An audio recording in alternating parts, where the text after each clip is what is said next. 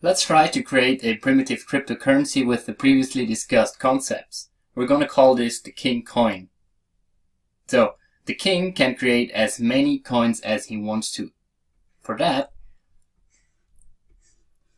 he calls some create coin function, and some coin with a unique ID will be created out of thin air.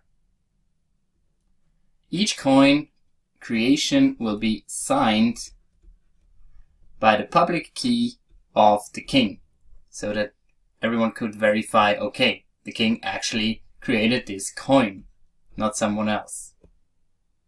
And he can do that as often as he wants to. Then the king can spend his money on his empire. So he would create transactions. For example, let's say he wants to pay this first coin he created to Alice to wax his shoes or something. So he will say something like pay to the public key of Alice, and then he has to specify what, and this will be specified as the hash pointer to the coin he wants to actually pay her. Then, to make this a valid transaction, he just needs to sign this with his private key. Okay, and then the whole kingdom can take off.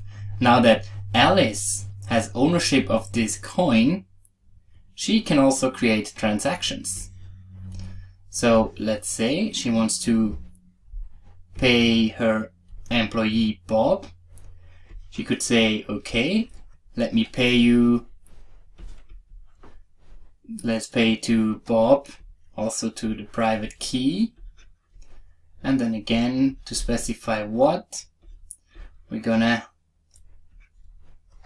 specify that hash pointer to the previous transaction. And this time, Alice needs to sign this transaction with her private key. This seems to work well, but there are some problems. First, there's the double spending problem. So Alice got some coin from the king right here. And she later on said, okay, I want to pay that coin to Bob.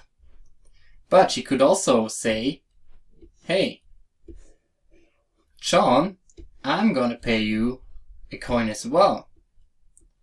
So she's gonna create a transaction specifying, hey, I'm gonna pay to the public key of John. And she says, oh, I'm actually gonna pay you here this only coin I have. Sign it with the private key, and then John seems to have a valid transaction, right?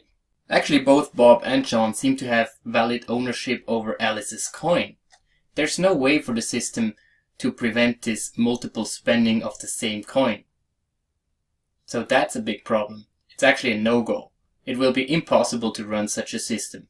Whenever someone has a coin, he would be infinitely rich, just because he can specify an infinite amount of transactions for the same coin.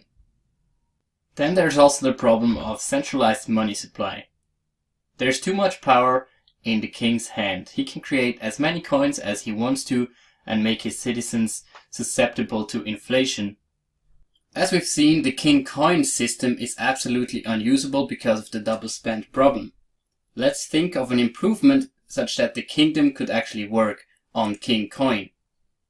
So the king could publish an append-only ledger to keep track of transactions. The operations are still the same in the system. So for one, the king can create coins, and then whoever owns a coin, he can spend it. So here we would again start by creating some coins with a corresponding ID, and the king signs that coin creation with his private key. Compared to before, the kingdom now publishes that information openly, so everyone can confirm that at a certain point in time the king created this coin with that ID right here. Let's say this is the ID 1. Okay, and now the system can take off in the kingdom. The king can pay the created coin to Alice.